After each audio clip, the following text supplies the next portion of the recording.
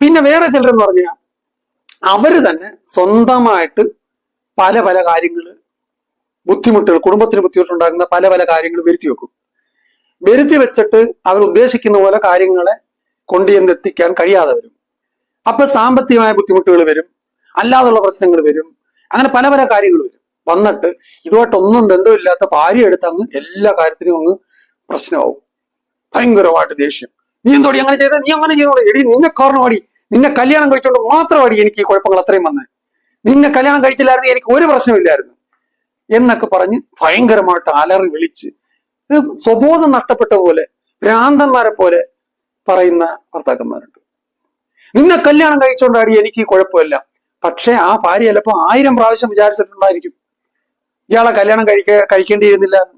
അങ്ങനെയുള്ള ഭാര്യ എടുത്താണ് ഈ ഭർത്താവ് പറയുന്നത് നിന്നെ കല്യാണം കഴിച്ചോണ്ടാടി എനിക്ക് കുഴപ്പങ്ങൾ മൊത്തം വരുന്നതെന്ന്. എന്തെങ്കിലും അർത്ഥമുണ്ടോ ഇതിനകത്തൊക്കെ? അതിന് യാതൊരു വില അവർ തരില്ല. ആ കാര്യം 100% ഉറപ്പ്. പിന്നെ മറ്റുള്ളവരെ കാണിക്കാൻ ഭാര്യയോട് സ്നേഹം കാണിക്കുന്നവരുണ്ട്. അതെന്ന് പറഞ്ഞാൽ ഭാര്യയുടെ വീട്ടുകാരെ, അച്ഛനും അമ്മയൊക്കെ വന്ന് അവർക്കൊക്കെ ഇച്ചിരി പൈസയൊക്കെ ഉള്ളവരാണെങ്കിൽ അവരെ കാണിക്കാനായിട്ടൊരു സ്നേഹം കാണിക്കും. യഥാർത്ഥ സ്നേഹമൊന്നും ആയിരിക്കത്തില്ല. ആരും ഇല്ലാത്തപ്പോ ഒരു സ്നേഹവും ഇല്ല, ആരെങ്കിലും വന്നാൽ സ്നേഹമാണ്.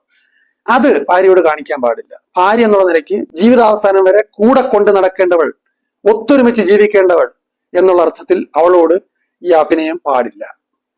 പിന്നീട് ചില ആൾക്കാർ ഭാര്യ ഒരു കുടുംബത്തിന് വേണ്ടുന്ന ഒരു നല്ല കാര്യം പറയാൻ നല്ല മനസ്സോടെ നല്ല ചിന്തയോടെ വന്ന് സംസാരിക്കാൻ തുടങ്ങുമ്പോൾ അത് എത്ര ആ ഭാര്യ ശ്രമിച്ചാലും അത് ശ്രദ്ധിക്കാൻ പോലും തയ്യാറാകാത്ത ഭർത്താക്കന്മാര്, അവരാ കുടുംബത്തെ എങ്ങോട്ടാ നയിക്കുന്നതെന്ന് സ്വയം ആലോചിച്ച് നോക്കുക.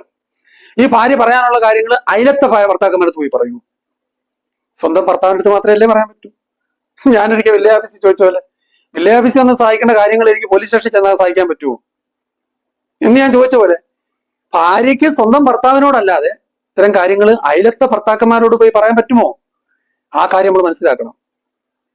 അപ്പം തീർച്ചയായിട്ടും ഭാര്യയ്ക്ക് ഭർത്താവിനോട് പറയാനുള്ള കാര്യങ്ങൾ പറയാനുള്ള അവസരം നിഷേധിക്കാൻ പാടില്ല. ചില ഭർത്താക്കന്മാർ ചെയ്യുന്ന പറഞ്ഞാൽ, പുള്ളിക്ക് സ്വാഭാവികമായിട്ടും ഭർത്താക്കന്മാർക്കായിരിക്കുമല്ലോ പ്രായം കൂടുതൽ. അപ്പൊ ഈ പ്രായം പോകുന്നതനുസരിച്ച് ഓർമ്മക്കുറവുണ്ടാവും. ഭാര്യയ്ക്ക് ചിലപ്പോൾ പ്രായം കുറച്ചുകൂടെ കുറവായതുകൊണ്ട് ഓർമ്മക്കുറവ് ഭർത്താവിനോട് അത്രയും കാണത്തില്ല. അങ്ങനെ വരുമ്പോൾ ഓർമ്മക്കുറവ് ഉണ്ടാവുന്ന കാര്യങ്ങൾ മുഴുവൻ ഭാര്യയിൽ അടിച്ചേൽപ്പിക്കും. ശക്തമായ വഴക്കുകളാവും. ആര് പറഞ്ഞു? ഞാനല്ലേ പറഞ്ഞു, ഞാൻ അങ്ങനെ ചെയ്തതല്ലയോ, ഞാൻ ഇവിടെ കൊണ്ടുവച്ചിരുന്ന സാധനം എന്ത് ചെയ്യേ? അവിടെ കൊണ്ടുവച്ചാൽ ആയിരിക്കത്തില്ലത്. ആ പാവപ്പെട്ട ഭാര്യ വന്ന് നോക്കുമ്പോഴായിരിക്കും അത് പുള്ളിക്കാരൻ തന്നെ നേരത്തെ പുള്ളിയുടെ ട്രോയ്ക്കകത്ത് കൊണ്ടുവച്ചതാ.